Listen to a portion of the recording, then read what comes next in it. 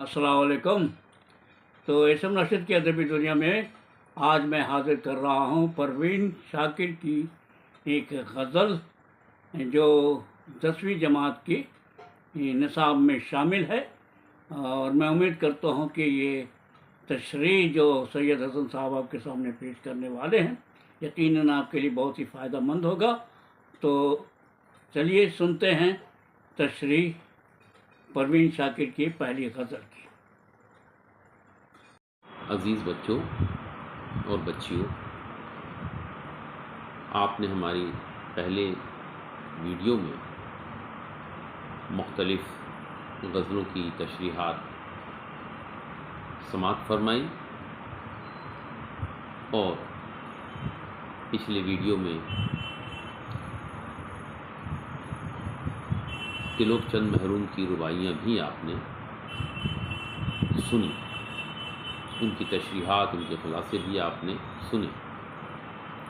मुमकिन है हमारी ये मामूली सी कोशिश आपके किसी लायक होगी और आप बेहतर तौर पर अपने इम्तहानात में कामयाबी हासिल कर पाएंगे।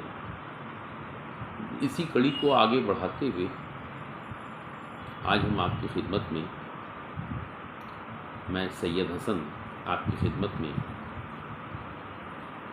आपके निसाब में शामिल उस शायरा को पेश कर रहे हैं। उस शायरा का कलाम है जिसे आप बखूबी जानते हैं, दुनिया जिसे परवीन शाकिर के नाम से जानती है।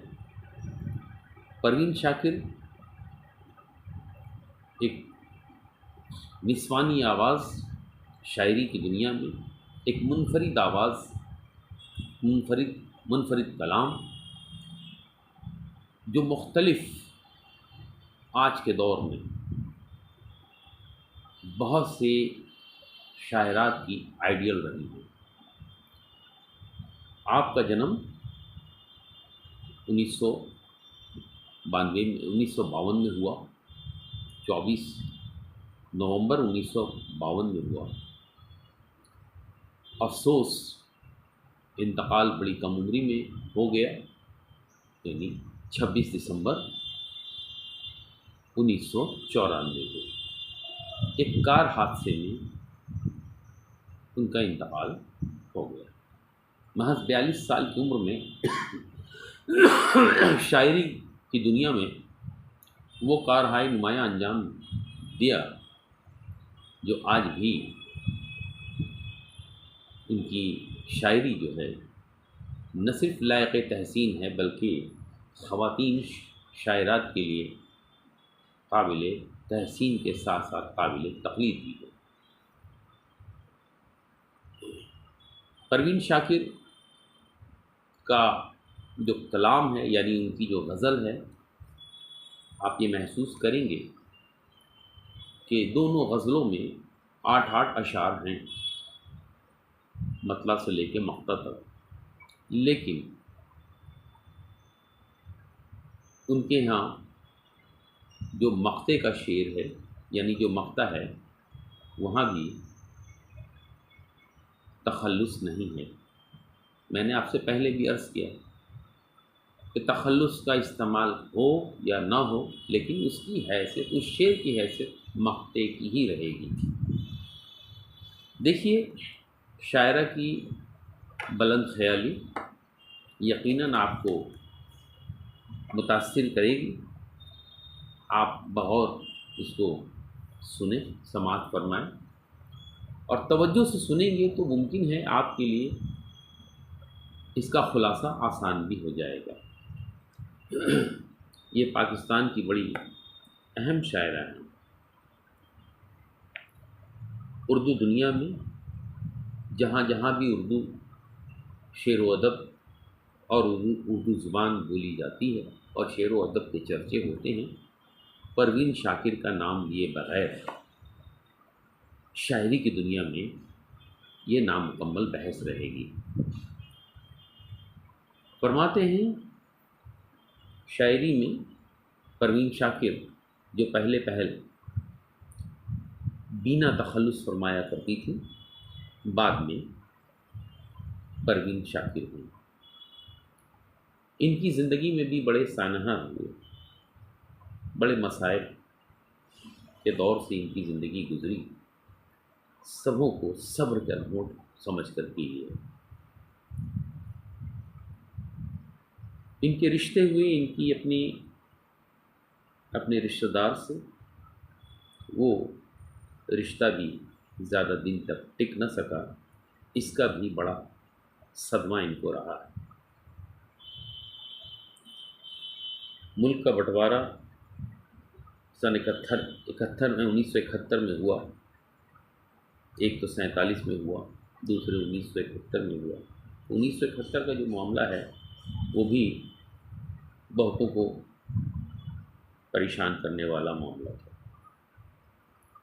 پروین شاکر کا پہلا کلام اور اس کا مطلع سماعت فرمائیے اور اس کے خلاصے پر توجہ دیجیے۔ ثنائے انجم و تسبیح کہکشاں کے لیے، ثنائے انجم و تسبیح کہکشاں کے لیے، یہ وہ زمیں ہے بنی تھی جو آسماں کے لیے۔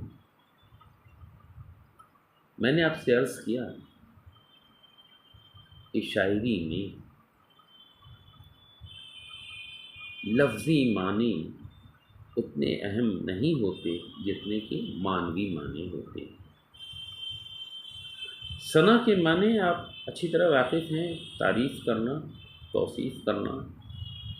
انجم ستارے ہیں، تسبیح کے معنی ورد کرنا ہے، کہکشاں ستاروں کی جھومر کو کہتے ہیں، جنہیں آپ گیلیکسی بھی کہہ سکتے ہیں۔ اور زمین جو ہے یہاں ایک استعارہ ہے، زمین ہے بنی تھی جو آسمان کے لیے۔ زمین یہاں عورت کا استعارہ ہے، اور واقعی یہ زمین، یہ دنیا کبھی اتنی حسین نہ ہوتی اگر اماں حوا نہ ہوتی۔ تو یہ استعارہ ہے، ان سے ہی آدم اور حوا سے ہی یہ دنیا وجود میں آئی ہے، انسانوں کی دنیا میں۔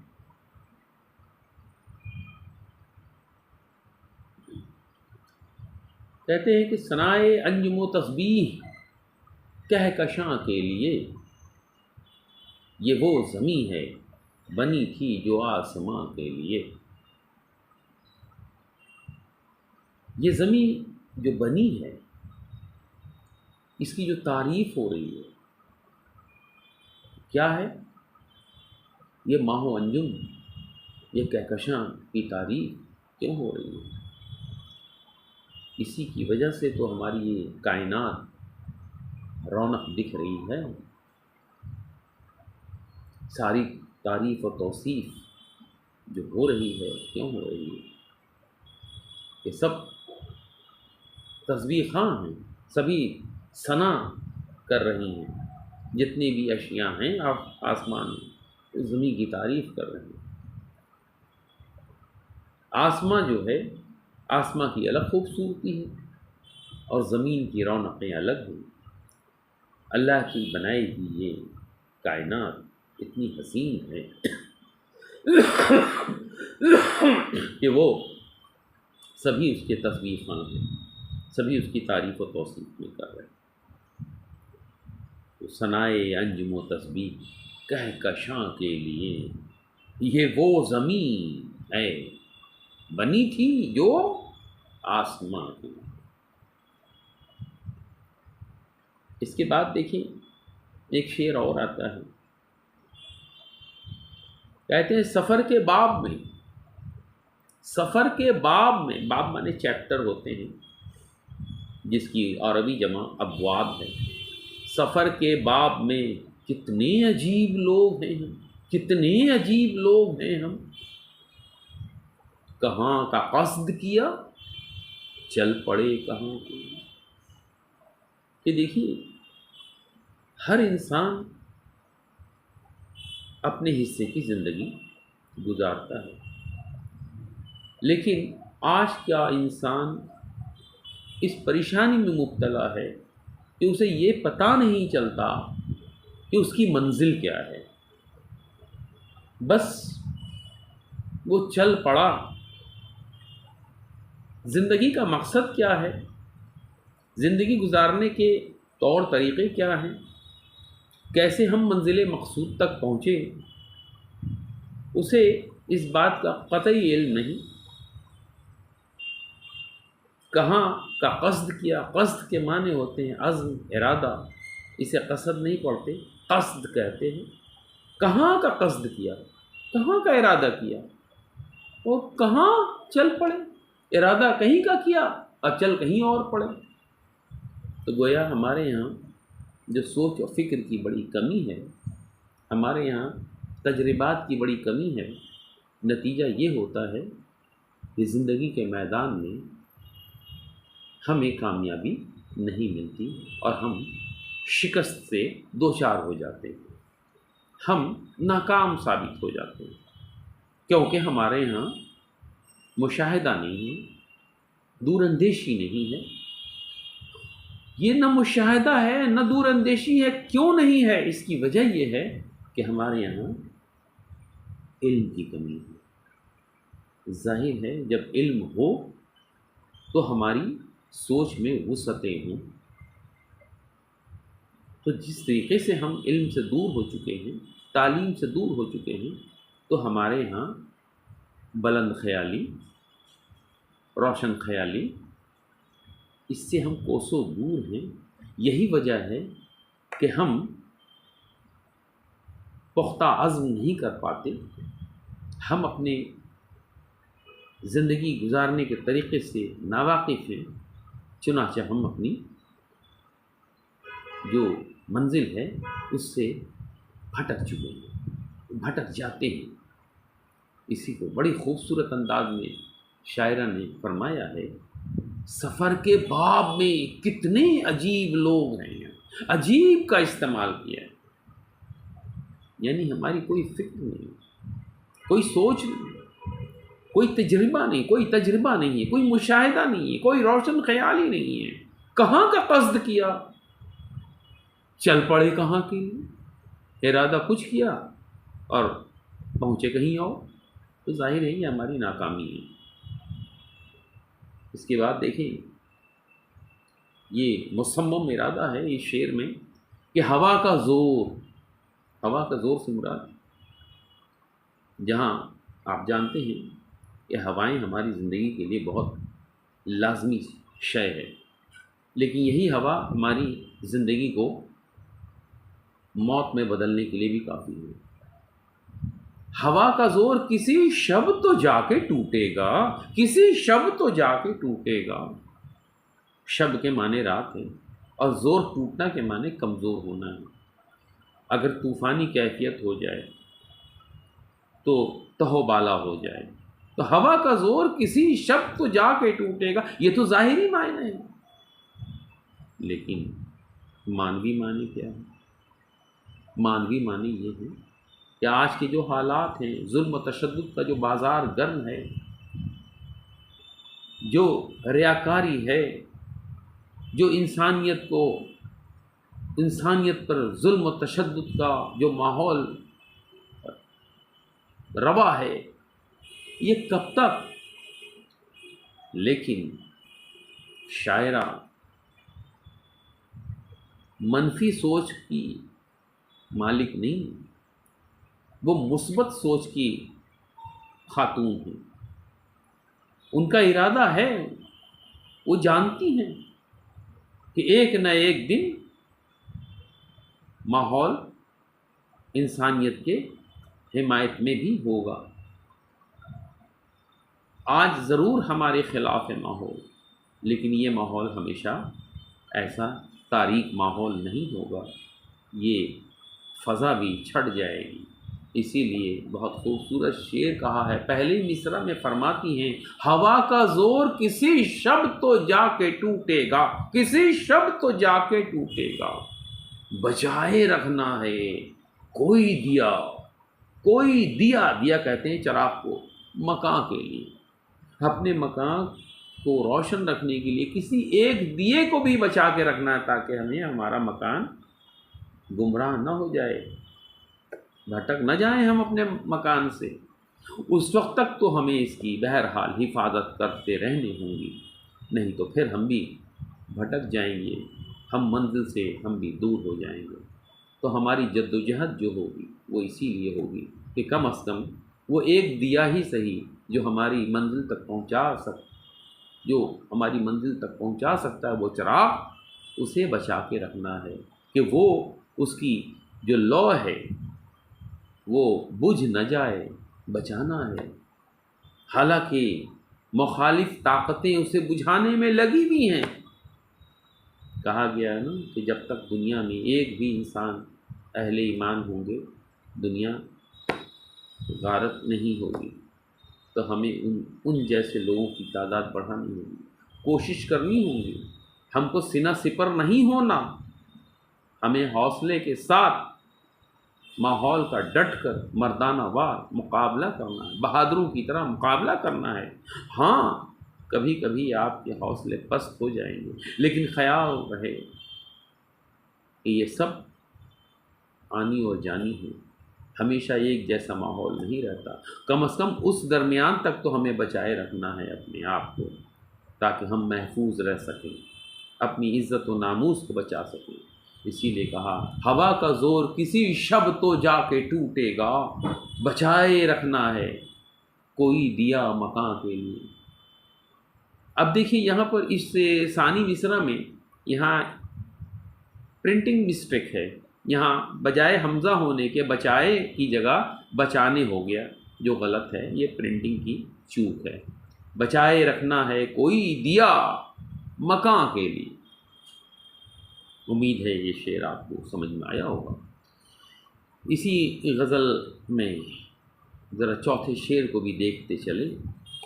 فضا میں دھند بہت بڑھ گئی ہے، جب کوئی چشم کہتے ہیں آنکھ کو، فضا میں دھند بہت بڑھ گئی ہے جب کوئی چشم ستارہ بننے لگی میرے بادباں کے لیے۔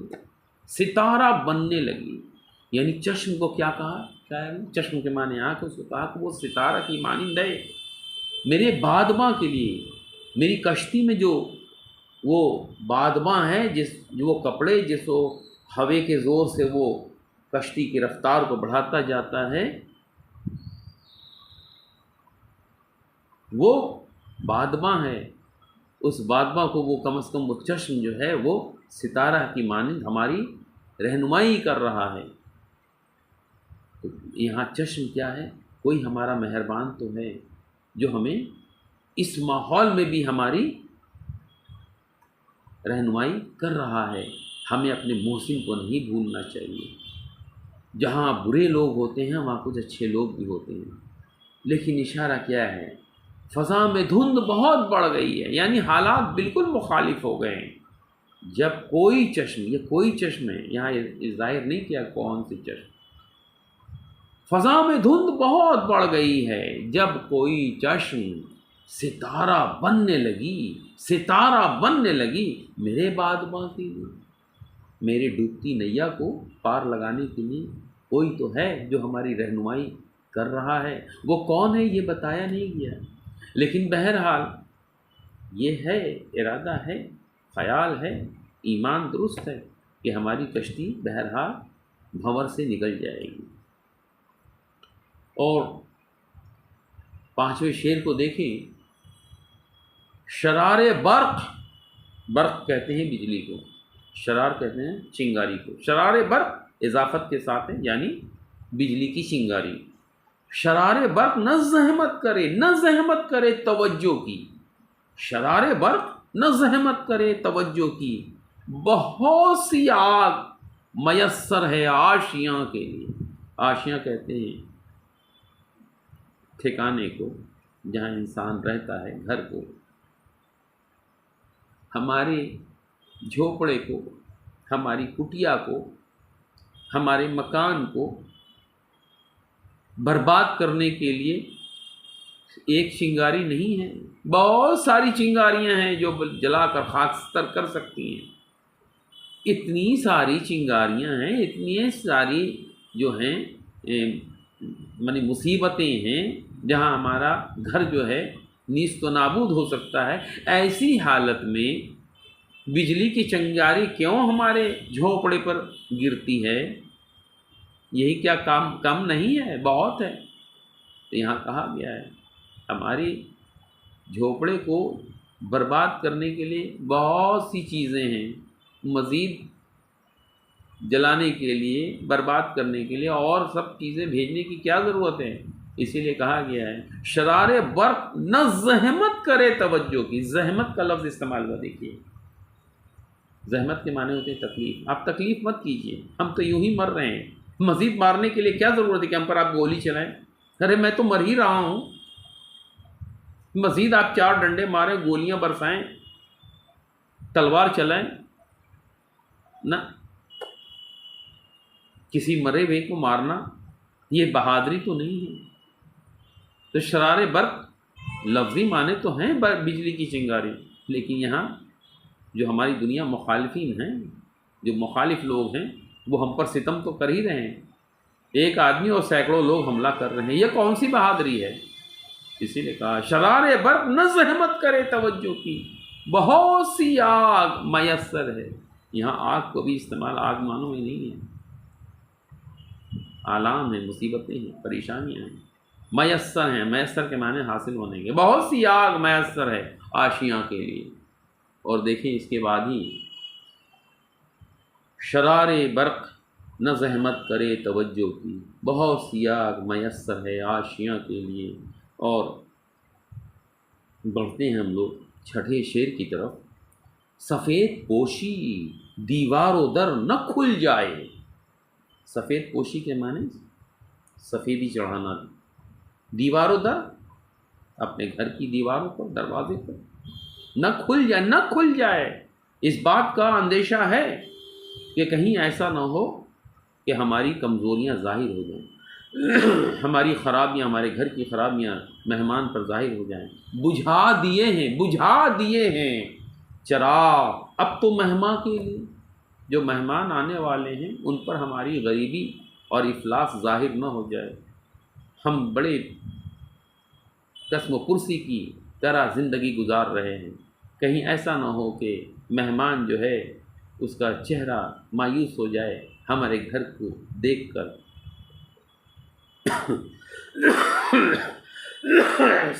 سفید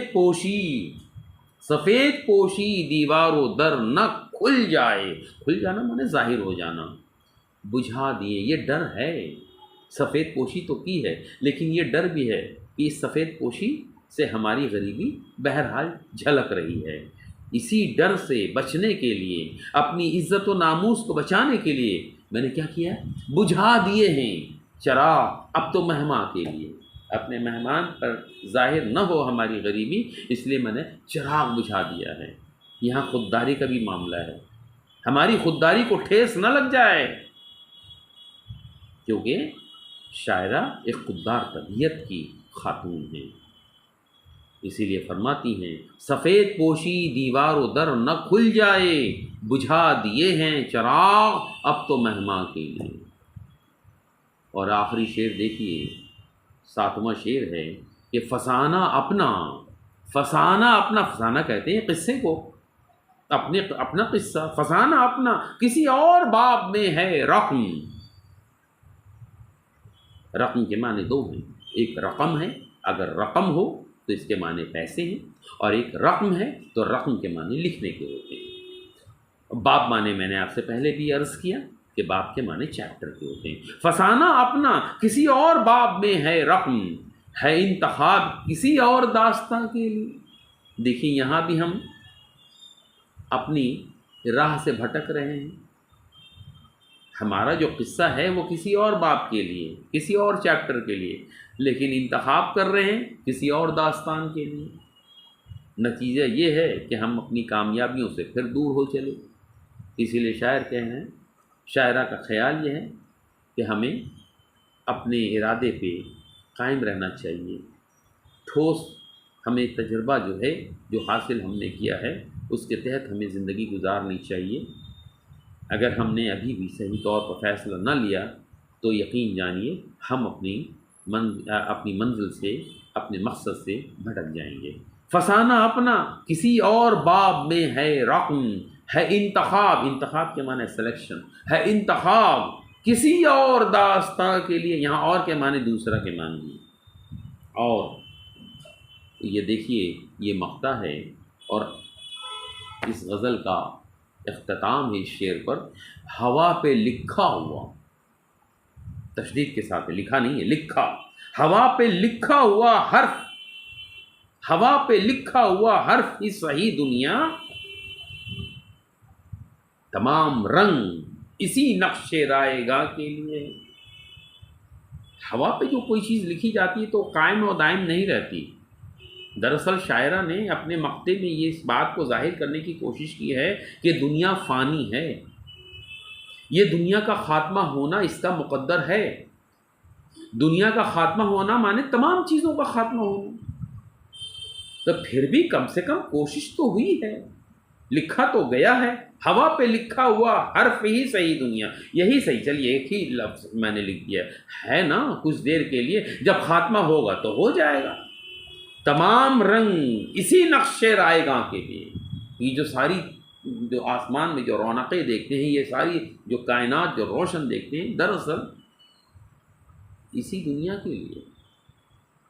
یہ معلوم ہے کہ یہ دنیا کی تمام رونقیں، یہ دنیا سب ختم ہو جائیں گی، ان کا وجود ختم ہو جائے گا، لیکن پھر بھی یہ نقش و نگار جو ہیں آج تو کم سے کم ہمارے دل کو بہلانے کے لیے کافی ہیں۔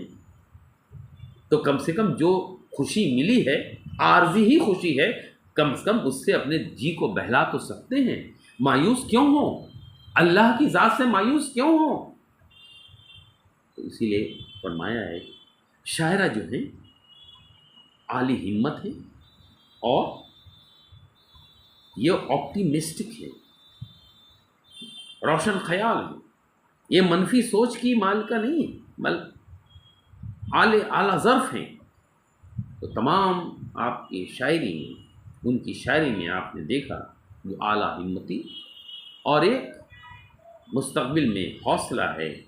حال ضرور ہمارا ابتر ہے، لیکن یہ امید قوی ہے کہ ہمارے حالات بھی بہتر ہوں گے، اچھے ہوں گے، اور ایک دن وہ آئے گی، ایک دن وہ آئے گا جب ہم اچھی حالت میں ہوں گے، اچھے ماحول میں ہوں گے، یہ دنیا سے تاریکی، جہالت کی تاریکی بھی ختم ہوگی، اور یہی دنیا پھر ہمارے لیے ایک نئی زندگی جو ہیں ان کو بخشنے کا ایک اچھا سبق دی جائے گی۔